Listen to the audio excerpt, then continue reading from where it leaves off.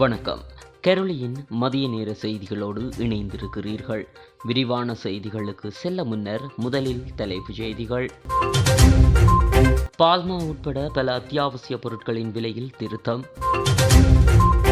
மஹிந்தவிற்கு ஏதேனும் பாதிப்பு ஏற்பட்டால் நாட்டில் கலவரம் தோன்றும், எச்சரிக்கும் முன்னாள் ராஜாங்க அமைச்சர். திருத்தப்பட்ட மின் கட்டணம் தொடர்பில் வெளியான முக்கிய தகவல். இலங்கைக்கு கிடைக்கவுள்ள பல மில்லியன் ரூபாய். சிறுமியை ஆயுத முனையில் மிரட்டி கட்டி வைத்துக் கொள்ளை, சிக்கிய இளம் தம்பதி. 300 ரூபாவை தொடுமா தேங்காய்களின் விலை, அமைச்சரின் கோரிக்கை.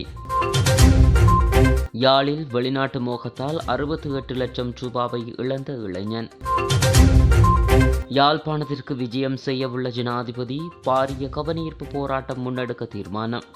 இனி தொடர்வென விரிவான செய்திகள். பல அத்தியாவசிய பொருட்களின் மொத்த மற்றும் அதிகபட்ச சில்லறை விலை வரம்புகள் வெளியிடப்பட்டுள்ளன.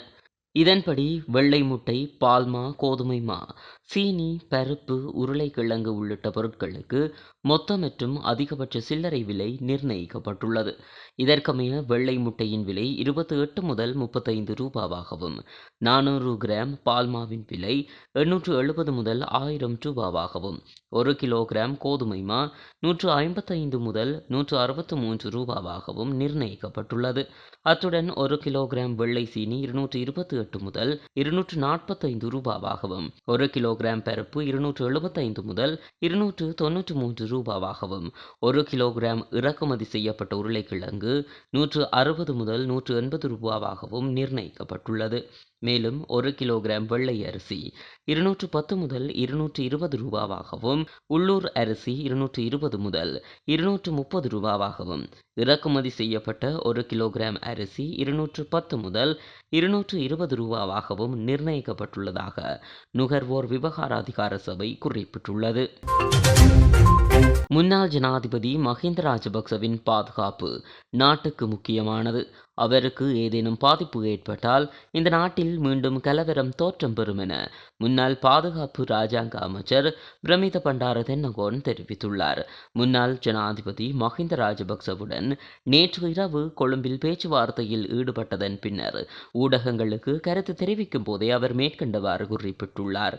உள்ளூராட்சி மன்ற தேர்தலில் அனைவரும் ஒன்றிணைந்து போட்டியிட வேண்டும் என்ற நிலைப்பாட்டில் உள்ளோம். பொருளாதார முயற்சிக்காக முன்னாள் ஜனாதிபதி ரணில் விக்ரமசிங்க எடுத்த தீர்மானங்கள் சிறந்தன என்பதனால் ஜனாதிபதி தேர்தலில் அவருக்கு ஒத்துழைப்பு வழங்கினோம். எமது இடைக்கால அரசாங்கத்தின் தீர்மானங்கள் சரி என்று ஏற்றுக்கொள்ளும் நிலையில் மக்கள் இன்று உள்ளார்கள். பொதுஜன பெரமுனவுக்கு எதிராக நாங்கள் செயற்படவில்லை. முன்னாள் ஜனாதிபதி மஹிந்த ராஜபக்ச மீதான கௌரவம் இன்றும் அவ்வாறே உள்ளது. முன்னாள் ஜனாதிபதி மஹிந்த ராஜபக்சவின் பாதுகாப்பு நாட்டுக்கு முக்கியமானது. அவருக்கு ஏதேனும் பாதிப்பு ஏற்பட்டால் இந்த நாட்டில் மீண்டும் கலவரம் தோற்றம் பெறும். எதிர்காலத்தில் நடைபெறவுள்ள தேர்தல்களில் போட்டியிடுவது தொடர்பில் பாராளுமன்ற உறுப்பினர் திலித் ஜெயவீர, பாராளுமன்ற உறுப்பினர் சம்பிக்க ரணவக்கவுடன் பேச்சுவார்த்தையில் ஈடுபட்டோம். தற்போது முன்னாள் ஜனாதிபதி மஹிந்த ராஜபக்சவுடன் பேச்சுவார்த்தையில் ஈடுபட்டுள்ளோம். புதிய ஜனநாயக முன்னணி அணியில் நாங்கள் தற்போது இல்லை. முன்னாள் ஜனாதிபதி ரணில் விக்ரமசிங்கவுடன் எதிர்வரும் வியாழக்கிழமை பேச்சுவார்த்தையில் ஈடுபட உள்ளோம் என தெரிவித்தார். மின் கட்டணம் தொடர்பில் எதிர்வரும் 31ஆம் திகதி கலந்துரையாடல் ஒன்று நடத்தப்படவுள்ளதாக பொது பயன்பாடுகள் ஆணைக்குழு தெரிவித்துள்ளது. திருத்தப்பட்ட மின்சார கட்டண சலுகையை பொதுமக்கள் முறையாக பெறுகிறார்களா என்பது குறித்து ஆராய்வதற்காக இந்த கலந்துரையாடல் முன்னெடுக்கப்படவுள்ளது. இலங்கை வர்த்தக சபை, வர்த்தக மற்றும் தொழிற்துறை சபைகளின் கூட்டமைப்பு, இலங்கை ஹோட்டல் உரிமையாளர்கள் சங்கம், இலங்கை தேசிய தொழில்துறை சபை, கட்டுமான தொழில் சபை மற்றும் கூட்டு ஆடை சங்கங்கள் மன்றம் ஆகியவை கலந்துரையாடலுக்கு அழைக்கப்பட்டுள்ளதாக ஆணைக்குழுவின் நிறுவன தொடர்பாடல் பணிப்பாளர் ஜெயநாத் ஹேரத் தெரிவித்தார். கடந்த 17ஆம் திகதி நள்ளிரவு முதல் நடைமுறைக்கு வரும் வகையில் அடுத்த 6 மாதங்களுக்கு மின்சார கட்டணத்தை 20% குறைக்க நடவடிக்கை எடுக்கப்பட்டது. அதன்படி 0 தொடக்கம் 30 வரையிலான வீட்டு பிரிவிற்கான அலகுக்கான கட்டணத்தை 6 ரூபாவிலிருந்து 4 ரூபாவாகவும், 31 தொடக்கம் 60 வரையிலான பிரிவிற்கான அலகு கட்டணத்தை 9 ரூபாவிலிருந்து 6 ரூபாவாகவும் குறைக்க நடவடிக்கை எடுக்கப்பட்டுள்ளது. இதேபோல் வீட்டு பிரிவிற்கு 20%, மத வழிபாட்டு தலங்கள் மற்றும் தொண்டு நிறுவனங்களுக்கு 21%, ஹோட்டல்களுக்கு 31%, தொழில்துறை துறைக்கு 30%, பொதுத்துறைக்கு 12% மின்சார கட்டணங்கள் குறைக்கப்பட்டன. அத்துடன் அரசு நிறுவனங்கள் மற்றும் தெருவிளக்குகளுக்கான கட்டணங்களை 11% குறைக்க பொது பயன்பாடுகள் ஆணைக்குழு நடவடிக்கை எடுத்திருந்தமை குறிப்பிடத்தக்கது. இலங்கையில் கழிவு போக்குவரத்தை ஒழுங்கமைப்பதற்கு ஜப்பானிய அரசினால் 300 மில்லியன் யென் நன்கொடை வழங்க அந்த அரசினால் ஒப்புதல் தெரிவிக்கப்பட்டுள்ளது. இலங்கை அரசின் வேண்டுகோளுக்கு அமைய இந்த நன்கொடை வழங்கப்பட உள்ளது. அதற்கமைய ஜப்பான் பொருளாதார மற்றும் சமூக அபிவிருத்தி நிகழ்ச்சி திட்டத்தின் கீழ் மேற்குறித்த நிதிக்கொடையை பெறுவதற்காக நிதி திட்டமிடல் மற்றும் பொருளாதார அபிவிருத்தி அமைச்சர் என்ற வகையில் ஜனாதிபதி சமர்ப்பித்த யோசனைக்கு அமைச்சரவை அங்கீகாரம் வழங்கியுள்ளது. இவ்வாறு நாட்டிற்கு வழங்கப்படும் நிதி மேல், வடக்கு மற்றும் கிழக்கு மாகாணங்களில் உள்ளூராட்சி நிறுவனங்களின் கழிவு முகாமைத்துவ ஆற்றலை அதிகரிப்பதற்காக பயன்படுத்தப்பட உள்ளது. இதேவேளை 28 காபேஜ் கம்பேக்டர்ஸ் கொள்வனவு செய்வதற்காகவும் பயன்படுத்த எதிர்பார்க்கப்படுகிறது. குறித்த திட்டம் பொது நிர்வாக மாகாண சபைகள் மற்றும் உள்ளூராட்சி அமைச்சின் மேற்பார்வையில் நடைமுறைப்படுத்தப்பட உள்ளது. கம்பஹாவில் உள்ள வீடொன்றிற்குள் புகுந்து சிறுமி ஒருவரின் கழுத்தில் ஆயுதத்தை வைத்து மிரட்டி அவரை கட்டி வைத்து திருட்டில் ஈடுபட்ட இளம் தம்பதியினர் கைது செய்யப்பட்டுள்ளனர். எண்டரமுள்ள பாதிலியாத்துடைய பகுதியில் நேற்று இரவு இச்சம்பவம் இடம்பெற்றுள்ளதாக தெரிய வருகிறது. போலீசாருக்கு கிடைத்த தகவலின் அடிப்படையில் பல வீடுகளில் கொள்ளையிட்ட களனி பகுதியில் வசிக்கும் திருமணமான இளம் தம்பதியினரே இவ்வாறு கைது செய்யப்பட்டுள்ளனர். 21 வயது ஆண், 20 வயது பெண் ஆகிய சந்தேக நபர்களே இவ்வாறு கைது செய்யப்பட்டுள்ளனர். வீட்டின் உரிமையாளரும் அவரது மனைவியும் வெளியே சென்றிருந்த போது அவர்களின் மகள் மட்டும் வீட்டில் இருந்துள்ளார். இதன்போது சந்தேக நபர்கள் வீட்டிற்குள் நுழைந்து சிறுமியின் கழுத்தில் கூர்மையான ஆயுதத்தை வைத்து மிரட்டி கயிற்றினால் கட்டிவிட்டு வீட்டிலிருந்து தங்க நகைகளை திருடிவிட்டு சென்றுள்ளனர்.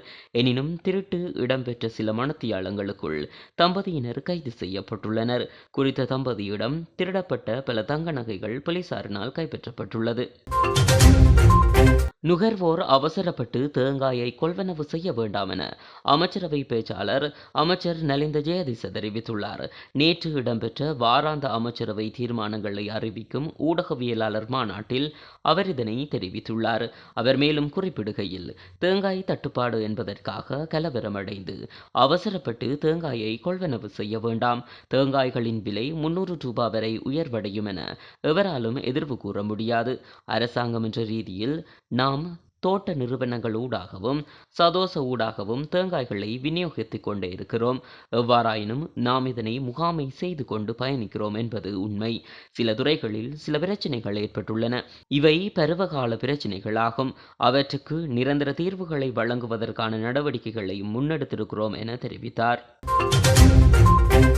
யாழ்ப்பாணத்தில் இருந்து இளைஞர் ஒருவரை வெளிநாடு அனுப்பி வைப்பதாக கூறி ஆசிரியர் ஒருவர் 68 லட்சம் ரூபாய் பணத்தினை பெற்றுள்ளார்.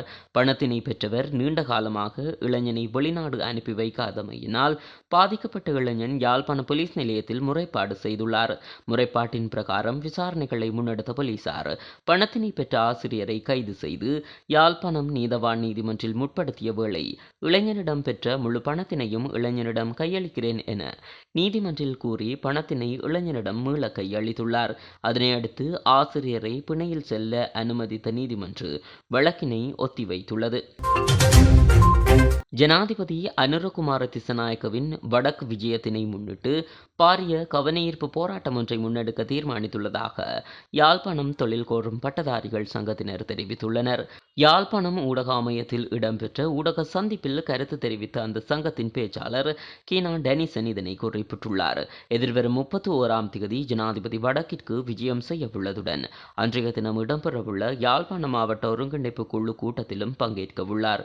இந்த நிலையில் தங்களது பிரச்சினை குறித்து ஜனாதிபதிக்கு அறியப்படுத்தும் நோக்கில் இன்று முதல் தொடர் போராட்டங்களை முன்னெடுக்க தீர்மானித்துள்ளதாகவும் யாழ்ப்பாணம் தொழில் கோரும் பட்டதாரிகள் சங்கத்தின் பேச்சாளர் தெரிவித்தார்.